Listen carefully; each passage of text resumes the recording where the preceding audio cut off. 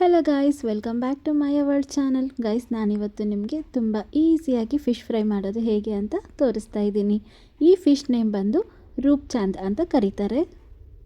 ಚಲೋ ಗಾಯ್ಸ್, ಯಾವ ಥರ ಮಸಾಲೆ ಪದಾರ್ಥಗಳು ಬೇಕು ಅಂತ ನಾವಿಲ್ಲಿ ನೋಡ್ಕೊಂಡು ಬಿಡೋಣ. ಓಕೆನಾ? ನಾನಿಲ್ಲಿ ಒಂದು ಬಾಣಲಿ ತಗೊಂಡಿದ್ದೀನಿ. ಈ ಬಾಣಲಿಗೆ 2 ಟೇಬಲ್ ಸ್ಪೂನಷ್ಟು ಹಚ್ಚ ಖಾರದ ಪುಡಿಯನ್ನು ಹಾಕ್ಕೊಳ್ತಾ ಇದ್ದೀನಿ. ನಿಮಗೆ ಬೇಕೆ ಖಾರ ಕಡಿಮೆ ಬೇಕು ಅಂದರೆ ಕಡಿಮೆ ಹಾಕ್ಕೊಳ್ಬಹುದು. ಈಗ ನಾನು ಒಂದು ಅರ್ಧ ಟೇಬಲ್ ಸ್ಪೂನಷ್ಟು ಅರಿಶಿನ ಪುಡಿಯನ್ನು ಹಾಕ್ತಾಯಿದ್ದೀನಿ. ಹಾಗೆ 2 ಟೇಬಲ್ ಸ್ಪೂನಷ್ಟು ಕಾರ್ನ್ಫ್ಲೋರನ್ನು ತಗೊಳ್ತಾ ಇದ್ದೀನಿ. ನಿಮಗೆ ಬೇಕು ಅಂತಂದರೆ ಕಾರ್ನ್ಫ್ಲೋರ್ ಕಡಿಮೆನೂ ಮಾಡ್ಕೊಳ್ಬೋದು. ಹಾಗೆಯೇ 1 ಟೇಬಲ್ ಸ್ಪೂನಷ್ಟು ಗರಂ ಮಸಾಲೆನ ಹಾಕ್ಕೊಳ್ತಾ ಇದ್ದೀನಿ. ಈಗ ಈ ಮಸಾಲೆಗಳಿಗೆ ಶುಂಠಿ ಬೆಳ್ಳುಳ್ಳಿ ಪೇಸ್ಟ್ ಹಾಕ್ಕೊಳ್ತಾ ಇದ್ದೀನಿ. 2 ಸ್ಪೂನಷ್ಟು ಶುಂಠಿ ಬೆಳ್ಳುಳ್ಳಿ ಪೇಸ್ಟನ್ನು ನಾನು ಆ್ಯಡ್ ಮಾಡಿದ್ದೀನಿ. ನಿಮಗೆ ಸ್ವಲ್ಪ ಫ್ಲೇವರ್ ಜಾಸ್ತಿ ಬೇಕು ಅಂದರೆ ನೀವು ಇನ್ನೂ ಸ್ವಲ್ಪ ಆ್ಯಡ್ ಮಾಡ್ಕೊಳ್ಬೋದು. ಸ್ವಲ್ಪ ರುಚಿಗೆ ತಕ್ಕಷ್ಟು ಉಪ್ಪನ್ನು ಆ್ಯಡ್ ಮಾಡ್ಕೊಳ್ಳಿ.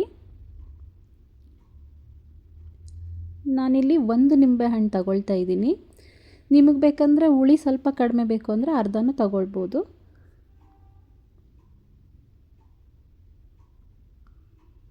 ಚೆನ್ನಾಗಿ ಸ್ಕ್ವೀಸ್ ಮಾಡ್ಕೋಬೇಕು ಈ ಥರ.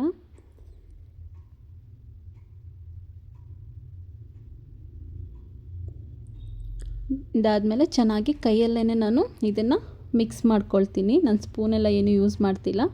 ಸೊ ಕೈಯಲ್ಲಿ ಮಿಕ್ಸ್ ಮಾಡಿದ್ರೆ ಮಸಾಲೆ ಎಲ್ಲ ಚೆನ್ನಾಗಿ ಮಿಕ್ಸ್ ಆಗುತ್ತೆ ಅನ್ನೋದು ನನ್ನ ಥಾಟು. ನಿಮಗೇನಾದರೂ ಕೈ ಉರಿ ಬರುತ್ತೆ ಅಥವಾ ಕೈಯಲ್ಲಿ ಮಿಕ್ಸ್ ಮಾಡಿದಾಗ ಕೈಯೆಲ್ಲ ಖಾರ ಆಗುತ್ತೆ ಅಂತ ಅನಿಸಿದ್ರೆ ನೀವು ಸ್ಪೂನನ್ನು ಯೂಸ್ ಮಾಡಿಕೊಂಡು ಮಿಕ್ಸ್ ಮಾಡ್ಕೊಳ್ಬೋದು. ಈಗ ಈ ಮಸಾಲೆ ರೆಡಿಯಾಗಿದೆ. ಇದನ್ನು ನಾವಿವಾಗ ಫಿಶ್ಗೆ ಅಪ್ಲೈ ಮಾಡ್ಕೊಳ್ಳೋಣ. ಈಗ ಒಂದೊಂದೇ ಪೀಸ್ಗೆ ನಾವು ಮಸಾಲೆನ ಹಚ್ಕೊಳ್ಳೋಣ. ಈ ಥರ ನಾನು ವಿಡಿಯೋದಲ್ಲಿ ತೋರಿಸಿದ್ದೀನಲ್ಲ, ಈ ರೀತಿ ಚೆನ್ನಾಗಿ ಸ್ಪ್ರೆಡ್ ಆಗಬೇಕು. ಆಗ ಮಸಾಲೆ ಚೆನ್ನಾಗಿ ಉಪ್ಪು ಖಾರ ಫಿಶ್ಗೆ ಹಿಡ್ಕೊಳ್ಳುತ್ತೆ. ಗೈಸ್, ನೀವೇನಾದರೂ ಫಸ್ಟ್ ಟೈಮ್ ನನ್ನ ಚಾನಲನ್ನು ನೋಡ್ತಾ ಇದ್ದರೆ ತಪ್ಪದೆ ನನ್ನ ಚಾನಲನ್ನು ಸಬ್ಸ್ಕ್ರೈಬ್ ಮಾಡ್ಕೊಳ್ಳಿ. ಹಾಗೆ ಸಪೋರ್ಟ್ ಮಾಡಿ. ನೀವು ಮಾಡೋ ಲೈಕ್, ಶೇರ್, ಕಮೆಂಟ್ಸೇ ನನಗೆ ಮೋಟಿವೇಶ್ನಲ್ ಆಗಿರುತ್ತೆ. ಸೊ ನಾವು ಫಿಶ್ಗೆ ಮಸಾಲೆನ ಇಡ್ಸಿದ ಮೇಲೆ ಅದನ್ನು ನಾವು ಎಷ್ಟು ಟೈಮ್ ನೆನೆಯೋದಕ್ಕೆ ಬಿಡ್ತೀವೋ ಅಷ್ಟು ಚೆನ್ನಾಗಿ ಟೇಸ್ಟ್ ಬರುತ್ತೆ. ಈಗ ಫಿಶ್ಗೆ ಮಸಾಲೆ ಎಲ್ಲನೂ ಚೆನ್ನಾಗಿ ಹಚ್ಚಿದ್ದಾಗಿದೆ. ಈಗ ನಾನು ಇದನ್ನು ಒಂದು 2 ಅವರ್ಸು ಹಾಗೆ ಬಿಡ್ತಾ ಇದ್ದೀನಿ. ಅದಾದಮೇಲೆ ಫ್ರೈ ಮಾಡ್ತೀನಿ. ಈಗ ಇದನ್ನು 2 ಅವರ್ಸ್ ಇಟ್ಬಿಡೋಣ. 2 ಅವರ್ಸ್ ಆದಮೇಲೆ ನಾನು ಇದನ್ನು ಓಪನ್ ಮಾಡ್ತಾಯಿದ್ದೀನಿ. ಈಗ ಮೀನಿಗೆ ಮಸಾಲೆ ಚೆನ್ನಾಗಿ ಹಿಡ್ಕೊಂಡಿದೆ. ಸೊ ಈಗ ಇದನ್ನು ಫ್ರೈ ಮಾಡೋ ಟೈಮ್ ಆಗಿದೆ. ಅದಕ್ಕೆ ನಾನು ಒಂದು ತವ ತಗೊಂಡಿದ್ದೀನಿ. ತವನ ಇಟ್ಕೊಂಡು ಚೆನ್ನಾಗಿ ಬಿಸಿ ಮಾಡ್ಕೋಬೇಕು. ತವ ಚೆನ್ನಾಗಿ ಬಿಸಿ ಆದಮೇಲೆ ಇದಕ್ಕೆ ಒಂದು 2 ಟೇಬಲ್ ಸ್ಪೂನಷ್ಟು ಆಯಿಲನ್ನು ಹಾಕ್ಕೊಳ್ತಾ ಇದ್ದೀನಿ. ತವಾಗೆಲ್ಲ ಚೆನ್ನಾಗಿ ಆ ಕಡೆ ಈ ಕಡೆ ಸ್ಪ್ರೆಡ್ ಆಗೋ ಥರ ಎಣ್ಣೆನ ಈ ಥರ ಸ್ಪ್ರೆಡ್ ಮಾಡ್ಕೊಳ್ಳಿ. ಈಗ ಫಿಶನ್ನು ಒಂದೊಂದೇ ಪೀಸ್ ನಾನು ಫ್ರೈ ಮಾಡೋದಕ್ಕೆ ಇಡ್ತಾ ಇದ್ದೀನಿ.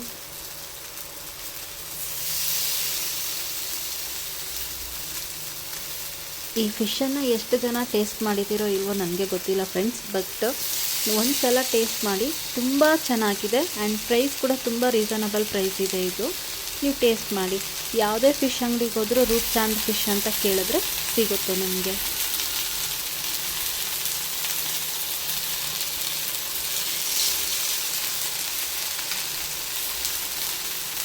ಇದು ಚೆನ್ನಾಗಿ ಫ್ರೈ ಆಗ್ತಾ ಇದೆ. ಆದಷ್ಟು ಲೋ ಫ್ಲೇಮ್ನಲ್ಲೇ ಇದನ್ನು ಫ್ರೈ ಮಾಡ್ಕೊಳ್ಳಿ. ಯಾಕೆ ಅಂದರೆ ತುಂಬ ಜಾಸ್ತಿ ಉರಿ ಇಟ್ಕೊಂಡ್ರೆ ಆದಷ್ಟು ಸೀದೋಗೋ ಚಾನ್ಸಸ್ ಇರುತ್ತೆ. ಆ ಥರ ಸೀದೋದ್ರೆ ಸ್ವಲ್ಪ ಬೇಗನೆ ಕಪ್ಪಗಾಗಿಬಿಡುತ್ತೆ. ಹಾಗಾಗಿ ಲೋ ಫ್ಲೇಮಲ್ಲಿ ಇಟ್ಕೊಂಡ್ರೆ ಫಿಶ್ಶು ಸಹ ಚೆನ್ನಾಗಿ ಫ್ರೈ ಆಗುತ್ತೆ ಆ್ಯಂಡ್ ಟೇಸ್ಟು ಕೂಡ ಚೆನ್ನಾಗೇ ಇರುತ್ತೆ.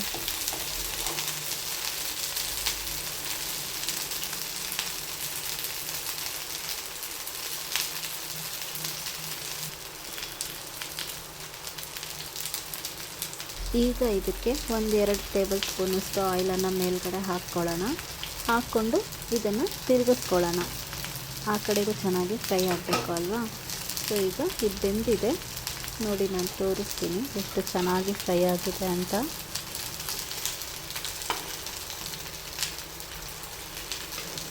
ಈ ಥರ ಸ್ಲೋವಾಗಿ ತಿರುಗಿಸ್ಕೋಬೇಕು. ಅಕಸ್ಮಾತ್ ನಾವೇನಾದರೂ ಸ್ವಲ್ಪ ಜೋರಾಗಿ ಆ ಕಡೆ ಈ ಕಡೆ ಅಂತ ಅದನ್ನು ಸುತ್ತಿ ತಿರುಗಿಸೋದಕ್ಕೆ ಹೋದರೆ ಅದು ಎಲ್ಲ ಹೊಡ್ಕೊಂಡು ಬಿಡುತ್ತೆ. ಸೊ ಆದಷ್ಟು ಸ್ಲೋ ಆಗಿಯೇ ತಿರುಗಿಸ್ಕೊಳ್ಳಿ.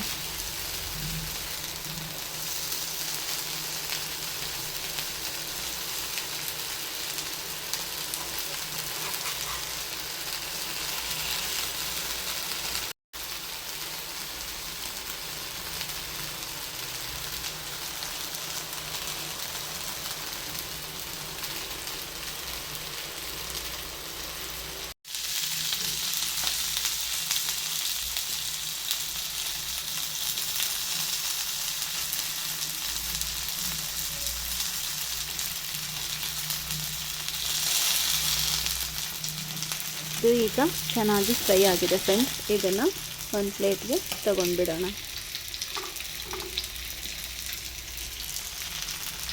ಫಿಶ್ ಫ್ರೈ ರೆಡಿಯಾಗಿದೆ.